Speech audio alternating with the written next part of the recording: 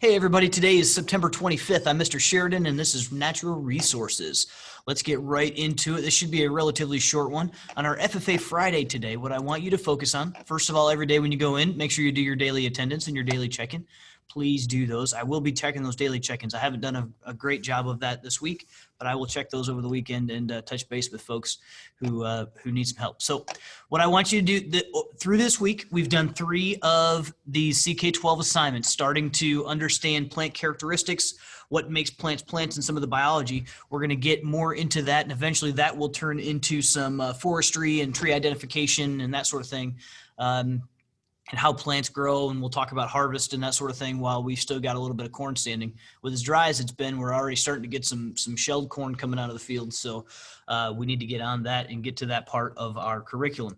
But today what I want you to do is, in relation to the leadership contest that we talked about over the last couple of weeks with FFA stuff, that you're all going to have to do a leadership contest of some sort. What I want you to do today is do a very general search into some agricultural topics.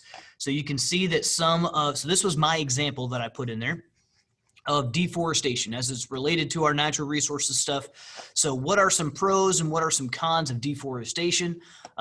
So believe it or not, there are some pros. There are a reason that we chop down trees, and it's not just for kicks and giggles, but there's also some serious, cons that can be associated with that. So we've got other folks, and make sure Sam did a really nice job here of including his name. Make sure that you put your name on your slide. Here's Maddie Kays. She put her with the classy I. I like that very much. I'll start spelling it that way. So put some pros and cons for climate change. And Meg already put hers in there too. So this is great.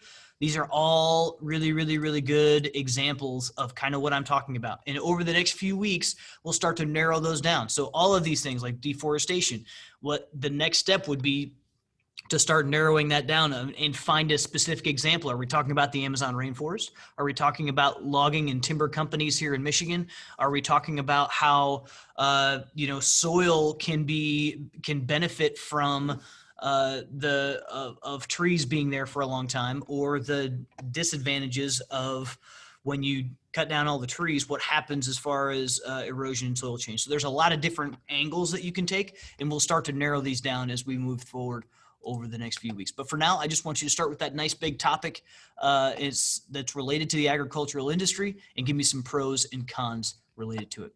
Hope you're all having a great day, and I will see you on Monday.